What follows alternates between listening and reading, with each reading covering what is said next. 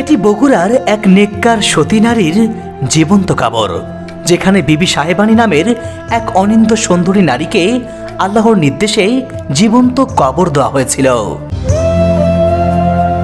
ওখান থেকে দৌড়ে আসে এখানে বসেছে, আল্লাহর রহমতে মাটি ফাটিয়ে ডেবে গেছে। এই 3 লোকের এক গিরে করে বাইরে হয়েছিল যে আমাদের জগতে এই বয়সে এত সুন্দরী নারী আমরা কোনদিন দেখিনি। বিবি সাহেবানী এতটাই সুন্দরী ও পরহেজগার নারী ছিলেন যে এক জালিম রাজার হাত থেকে তার ইজ্জতকে বাঁচানোর জন্য স্বয়ং আল্লাহ তাআলা নাকি মাটিকে নির্দেশ দিয়েছিলেন, হে মাটি তুমি ভাগ হয়ে যাও। আল্লাহর নির্দেশে মাটি 2 ভাগে বিভক্ত হয়ে গেলে বিবি সাহেবানী সেই মাটির ভিতরে আশ্রয় নেন। এরপর আল্লাহর হুকুমে মাটি আবারও জোড়া লেগে যায়, ফলে প্রাণ থাকা অবস্থাতেই জীবন্ত দাফন হয়েছিল সেই নেককার নারীটি। তখন এখানে আসছে, আসার পর মাটি 2 দিকে সরে গেছে, ও ভিতরে ঢুকে গেছে, যাওয়ার পরে মাটির আবলে অটোমেটিক বন্ধ হয়ে গেছে। একটা মহিলা মানুষ নেককার পরহেজগার ছিল, এখানে আসা বাচ্চা ছেলেরা বলে ধাওয়া করেছিল অকর্ম করার জন্য। তো এখানে আসা বলছে মাটি ফাঁক হয়ে যা, মাটি ফাঁক হয়ে গেছে, সেই থেকে এখানে কবর। শুধু তাই নয়, আল্লাহ তাআলা ওই নারীকে এতটাই অলৌকিক ক্ষমতা দিয়েছিলেন যে তিনি নাকি পুকুরের পানির ওপর দিয়ে হেঁটে যেতে পারতেন।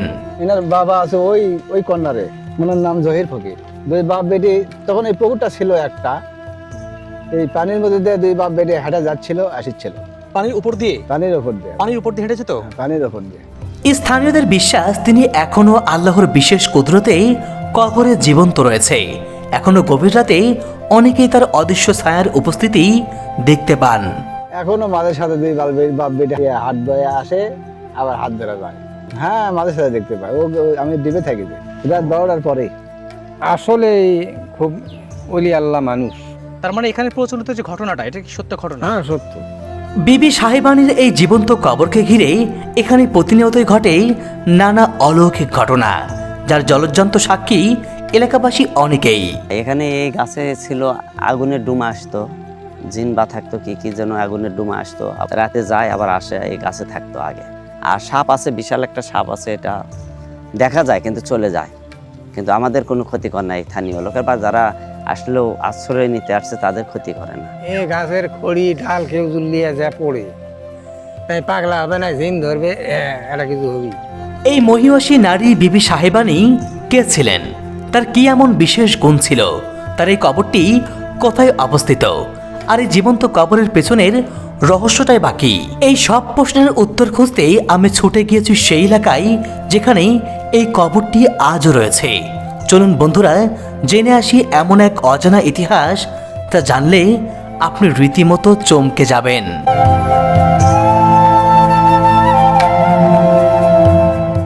এক সতী নারীর জীবন্ত কবর। বন্ধুরা, বগুড়ার কাহালু উপজেলার এই দুর্গাপুর ইউনিয়নে এমন একজন নেককার পরহেজগার নারী ছিলেন যাকে আল্লাহ তাআলা অনেক অলৌকিক ক্ষমতা দিয়েছিলেন। আর সেই অলৌকিক ক্ষমতা বলে সেই নারী নাকি পানির উপর দিয়ে হেঁটে যেতে পারত। শুধু তাই নয়, তিনি এতটাই অনিন্দ্য সুন্দরী ছিল যে ওই সময় দুষ্ট রাজা এবং জমিদারদের হাত থেকে তিনি বাঁচার জন্য, তার ইজ্জতকে বাঁচানোর জন্য তিনি পালিয়ে গিয়েছিলেন এবং তিনি আল্লাহর কাছে প্রার্থনা করেছিলেন, হে আল্লাহ, আপনি মাটিকে 2 ভাগ করে দিন, আমি মাটির ভিতরে ঢুকে যাব, তবু আমার ইজ্জতকে, আমার সম্মানকে আমি নষ্ট হতে দেব না। সেদিন আল্লাহ তাআলা সেই বিবি সাহেবানীর প্রার্থনা, তার সেই আর্তনাদকে কবুল করেছিলেন এবং আল্লাহ তাআলা নাকি সেদিন মাটিকে 2 ভাগ করে দিয়েছিল, আর বিবি সাহেবানী সেই মাটির ভেতরে ঢুকে গিয়েছিল। সেদিনই বিবি সাহেবানীর সেই জীবন্ত কবর রচিত হয়েছিল। তারপর থেকেই আজও তার সেই বিস্ময়কর ইতিহাসটি এলাকাবাসীর মুখে মুখে রয়ে গেছে। তো চলুন বন্ধুরা, আমরা নিজ চোখে দেখে আসি সেই বিবি সাহেবানীর অলৌকিক কবরটি এবং জেনে আসি এক বিস্ময়কর ইতিহাস। বন্ধুরা, বগুড়ার কাহালু উপজেলার এই চিরচেনা পথ ধরে আমরা ছুটে চলেছি এমন এক বিস্ময়কর জায়গায় যেখানে একজন মানুষকে নাকি আল্লাহর নির্দেশে জীবন্ত কবর দেওয়া হয়েছিল। কিন্তু ঠিক কী কারণে তার সাথে এমন নির্মম ঘটনা ঘটেছিল, এর পেছনে কি রহস্য লুকিয়ে আছে, আজ আমরা তাই জানার চেষ্টা করব এবং সে সাথে দেখব সেই অলৌকিক কবরটির বর্তমান অবস্থা।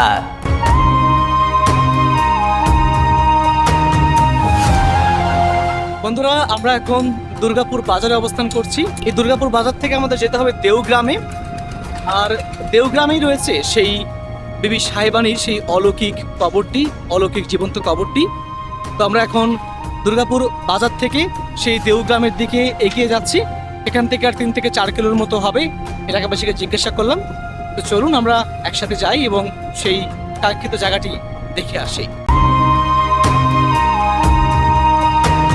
বন্ধুরা, আমরা আমাদের সেই কাঙ্ক্ষিত জায়গার কাছাকাছি চলে এসেছি। দেখুন কি দুর্গম রাস্তা। এই রাস্তা একেবারেই প্রত্যন্ত গ্রামের ভিতর দিয়ে আমরা ঢুকে পড়েছি। একদম চতুর্পাশে ঘন জঙ্গল আর বাঁশঝাড়, একেবারে নিস্তব্ধ নিরিবিলি একটা পরিবেশ। এমন জায়গায় এসেছি, দেখুন আশেপাশে কোনো মানুষের কোনো চিহ্ন নেই। চতুর্পাশটা একেবারে ঘন জঙ্গলে ঝোপঝাড়ে ঠাসা। দেখুন কোনো মানুষ নেই, একেবারে নিস্তব্ধ নিরিবিলি জায়গা। সত্যি এই জায়গাটি এতটা নিরিবিলি যে আশেপাশে কোথাও কোনো মানুষের দেখা পাচ্ছিলাম না। একদম ফাঁকা মাঠের মাঝে জনমানবহীন এই জঙ্গলেই অনেক খোঁজাখুঁজির পর কয়েকজনের দেখা পেলাম এবং তাদের কাছেই সেই জীবন্ত কবরের ইতিহাস জানতে চাইলাম। জানি সুদিগুন্নার কবার একটা মহিলা মানুষ নেককার পরহেজগার ছিল, এখানে আসা বাচ্চা ছেলেরা বলে ধাওয়া করেছিল অকর্ম করার জন্য। তো এখানে আসা বলে বলছে মাটি ফাঁক হয়ে যা, মাটি ফাঁক হয়ে গেছে। সেই থেকে এখানে কবর। মেয়েটা খুব পরহেজগার নেককার ছিল। বন্ধুরা, এই যে কবর দেখতে পাচ্ছেন, এটি কোনো সাধারণ কবর নয়। এটা হলো বিবি সাহেবানির সতী নারীর জীবন্ত কবর। এটাই সে কবর, সতী নারীর কবর। এখানে জীবন্ত কবর। এর আসছিল সব হাতি ঘোড়ালে বিয়ে করতে বলে। আমরা যেটা গল্প শুনি যে বিয়ে করতে আসার পরে মেয়েটা তখন দৌড় আসছে মাঠ দিয়ে, বিয়ে বসবে না। তখন সব ঘোড়া নিয়ে হাতি নিয়ে পিছে পিছে দৌড় আসছে ধরার জন্য। রাজাদের সব কর্মচারীরা আসার পরে তখন এখানে আসছে। আসার পর মাটি দুই দিকে সরে গেছে, ও ভিতরে ঢুকে গেছে। যাওয়ার পরে মাটির আবলে অটোমেটিক বন্ধ হয়ে গেছে। সেখান থেকে এখানে আছে যে এনার বাবা আছে ওই কর্নারে, ওনার নাম জহির ফকির। দুই বাপ বেটি, তখন এই পুকুরটা ছিল একটা, এই পানির মধ্যে দিয়ে দুই বাপ বেটি হাঁটা যাচ্ছিল, আসিচ্ছিল পানির উপর দিয়ে? পানির ওপর দিয়ে। পানির উপর দিয়ে হেঁটেছে তো? হ্যাঁ, পানির ওপর দিয়ে। তো এরকম এনাকে কেরামতি আল্লাহ পাক রাখছে। আল্লাহ তাআলা ওনাদেরকে এমন কেরামত দিয়েছিল যে ওনারা হ্যাঁ। পানির উপর দিয়ে হেঁটে যেতে পারতো। হ্যাঁ এই বিবি সাহেবানি এবং তার বাবা হ্যাঁ পানির উপর দিয়ে খরম পায়ে দিয়ে হেঁটে যেত। হেঁটে যেত।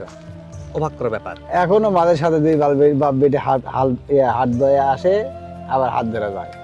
এটা আপনারা দেখতে পান? হ্যাঁ, মাঝে সাথে দেখতে পাই। আমি ডিবে থাকি যে রাত্রে, রাত্রে, গভীর রাতে হেঁটে আসে না? রাত 12টার পরে। আচ্ছা, ওনার এই কবরটা কিভাবে এখানে হলো? কি হয়েছিল? কি আগে তো রাজা বাদশার আমল ছিল।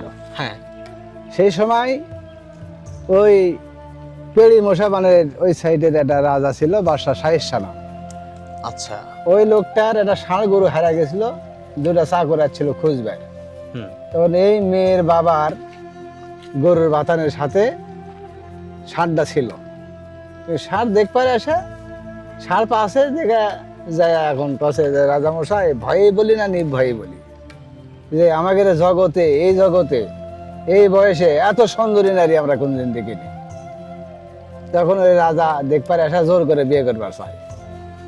ওই যে একটা ডিপ ঘর আছে, ওই যার নাম হলো আন্দার। ওই জায়গা হাতি এদিক দিয়ে সড়ক ছিল, হাতি ঘোড়া চলে আসতে ওই জায়গা দেখা চোখ মুখ চোখ একবার বন্ধ হয়ে গেছে, আন্দার দেখতে পায় না। তখন এনাকে মা করে ডাকার পরে ওনারা চোখ দান পাবে। ওই রাজা অন্ধ হয়ে গিয়েছিল? অন্ধ হয়ে গিয়েছিল, মানে জোর করে বিয়ে করতে আসার কারণে রাজা অন্ধ হয়ে যায়। হ্যাঁ, আর এনাকের বাড়ি ছিল ওই পুকুরের ওই পশ্চিম পাড়ত। এই বিবি সাহেবানি ওখান থেকে দৌড়ে আসে, এখানে বসেছে। আল্লাহর রহমতে মাটি ফাটিয়ে ডেবে গেছে। এই 3 লোকের এক গিরে করে বাইরে হয়েছিল। এটা কেন করলো? কেন হলো? সতী নারী যার জীবনে বিয়ে হবে না, করবে না। উনি প্রতিজ্ঞা করেছিল কখনো বিয়ে করবে না। না, অনেক সুন্দর ছিল, কিন্তু সুন্দর হওয়ার পরে উনি প্রতিজ্ঞা করেছিল যে উনি সারা জীবন সতী নারী, সতী এবং কুমার হিসেবে থাকবে, কিন্তু বিয়ে করবে না। হ্যাঁ, আল্লাহর ইঙ্গিতে ওই নিজে নিজে একটা ধারণা করছে। তারপরে মাঝে সাথে বাড়ায় গেছে, সবার চোখে ভাগ্যে তো হয় না দেখার। তাহলে এটাই সেই জীবন্ত কবর না? এটাই জীবন্ত কবর। এটা কত বছর আগের ইতিহাস আঙ্কেল? বহু বছর, 300 বছর পার হয়ে গেছে। 300 বছর আগের ইতিহাস। এই যে এই কবরটা কে করে দিয়ে গেছে? ওই বাদশা শাহের শাহী করে দিয়ে গেছে। বন্ধুরা, এই যে এলাকার প্রবীণ একজন মুরব্বী, ওনার কাছ থেকেও আমরা বিবি সাহেবানের সেই অলৌকিক ইতিহাসগুলো জানার চেষ্টা করছিলাম। তিনিও আমাদেরকে বিবি সাহেবানের সেই বিস্ময়কর অলৌকিক ইতিহাসটি বর্ণনা করে শোনালেন এবং তিনি বললেন যে এটা কমপক্ষে 300 বছর আগের ইতিহাস। তিনি তার বাপদাদার কাছ থেকে এই গল্পগুলো শুনেছেন এবং সেই ইতিহাসকে তিনি আমাদের সামনে বর্ণনা করলেন। তিনিও বললেন যে বিবি সাহেবানী এবং তার বাবা তাদেরকে আল্লাহ তাআলা এতই অলৌকিক ক্ষমতা দিয়েছিলেন, তারা সেই অলৌকিক ক্ষমতা বলে এই পুকুরের পানির ওপর দিয়ে তারা হেঁটে যেতে পারত এবং বিবি সাহেবানী তাকে তিনি এতটাই বেশি সুন্দর ছিলেন, তার সৌন্দর্যে মুগ্ধ হয়ে এক রাজা তাকে বিবাহের প্রস্তাব দিয়েছিল, কিন্তু সেই বিবাহের প্রস্তাবে বিবি সাহেবানী রাজি হননি। তখন সেই রাজা, সেই দুষ্ট রাজা বিবি সাহেবানীকে জোরপূর্বক বিয়ে করতে চেয়েছিলেন এবং তিনি যখন বিবাহ করার জন্য তার সেই ঘোর সাওয়ার নিয়ে তিনি যখন রওনা হয়েছিলেন এই এলাকার উদ্দেশ্যে, তখন এই এলাকাতে পৌঁছানোর আগেই সেই দুষ্ট রাজা অন্ধ হয়ে যায় এবং তারপরেও একদল রাজা এবং জমিদার বিবি সাহেবানীর রূপে মুগ্ধ হয়ে তাকে বিয়ে করতে চেয়েছিল এবং তাকে বিয়ে করার জন্য প্রস্তাব দেওয়া হয়, বিভিন্ন ধরনের কুপ্রস্তাব দেওয়া হয় এবং তার সতীত্বের উপরে তারা আক্রমণ করার চেষ্টা করে। তখন বিবি সাহেবানী নিরুপায় হয়ে তিনি এখানে ছুটে আসেন এবং তিনি নাকি আল্লাহর কাছে ফরিয়াদ করেছিলেন, প্রার্থনা করেছিলেন যে হে আল্লাহ, আপনি আমাকে এই মাটির ভেতরে ঢুকিয়ে নিন। এবং তখন আল্লাহর রহমতে এই মাটি নাকি দুভাগে বিভক্ত হয়ে যায়। মাটি দুভাগে বিভক্ত হয়ে যাওয়ার পরে সেই মাটির ভিতরে বিবি সাহেবানী ঢুকে যায় এবং সেদিনই বিবি সাহেবানীর জীবন্ত কবর এখানে রচিত হয়। আর সেই ইতিহাসটি এখনও এই এলাকার মানুষের মুখে মুখে রয়ে গেছে, যে ইতিহাসগুলো এলাকার স্থানীয় বাসিন্দারা আমাদেরকে জানাচ্ছিলেন। তবে এই ইতিহাসের সত্যটা কতটুকু আমরা জানি না। আর সবাই বলছিলেন এটা লোকমুখে প্রচলিত গল্প, এলাকার মানুষজন এই ইতিহাসকে তারা জেনে এসেছেন এবং তারা ইতিহাসকে তারা বিশ্বাস করেন এবং এই জায়গাকে তারা শ্রদ্ধা করেন। আসলে খুব ওলি আল্লাহ মানুষ। তার মানে এখানে প্রচলিত যে ঘটনাটা, এটা কি সত্য ঘটনা? হ্যাঁ, সত্য।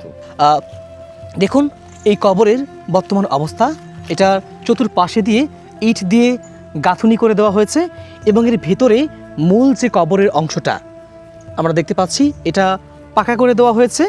ইট দিয়ে চতুর্পাশ দিয়ে সুন্দর করে একটা স্থাপনা তৈরি করে দেওয়া হয়েছে এবং একটা চমৎকার বিষয় আপনারা লক্ষ্য করেছেন কি? দেখুন এই যে এই কবরের মাঝে দারুণভাবে ফুটে আছে রক্তজবা ফুল। শুধু একটা নয়, বেশ কয়েকটা রক্তজবা ফুল এই কবরের মাঝে কিন্তু ফুটে আছে। এই কবরে এরকম অসংখ্য রক্তজবা ফুল রয়েছে। আমরা শুনলাম এলাকাবাসীর মুখ থেকে যে এই কবরে নাকি সব সময় এই রক্তজবা ফুল ফুটে থাকে। এই ফুলগুলো এই কবরের এক অন্যরকম সৌন্দর্য বৃদ্ধি করছে। এই ফুলগুলোর পবিত্রতম সৌন্দর্য দেখে মনে হচ্ছে বিবি সাহেবানীর ব্যাপারে যে কথাগুলো আমরা শুনেছি, তিনি অতি নেককার এবং পরহেজগার নারী ছিলেন। তার সেই পবিত্রতার কারণেই হয়তো এই ফুলগুলো তার কবরকে সৌন্দর্য বর্ধন করে তার সেই পবিত্রতার জানান দিচ্ছে। এটা কি করা হয়েছে? এটা মসজিদ করার জন্য ভিত দিয়েছিল। এখানে এই বিবি সাহেবানীর কবরের ঠিক পাশেই একটা মসজিদ নির্মাণের কাজ চলছিল।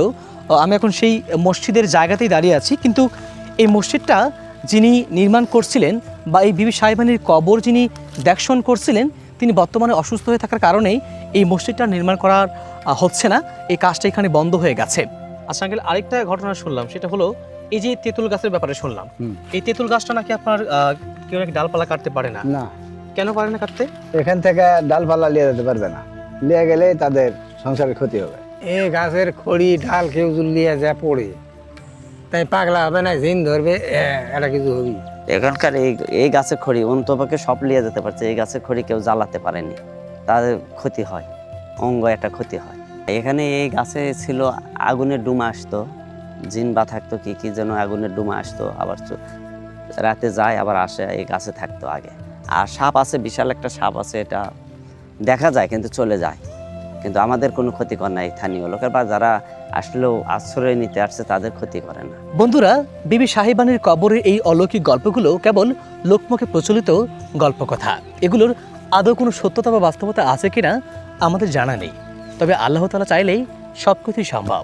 এ ব্যাপারে আপনাদের কি মতামত অবশ্যই কমেন্ট বক্সে লিখে জানাবেন। ভিডিওটি ভালো লাগলে একটা লাইক করে দিবেন।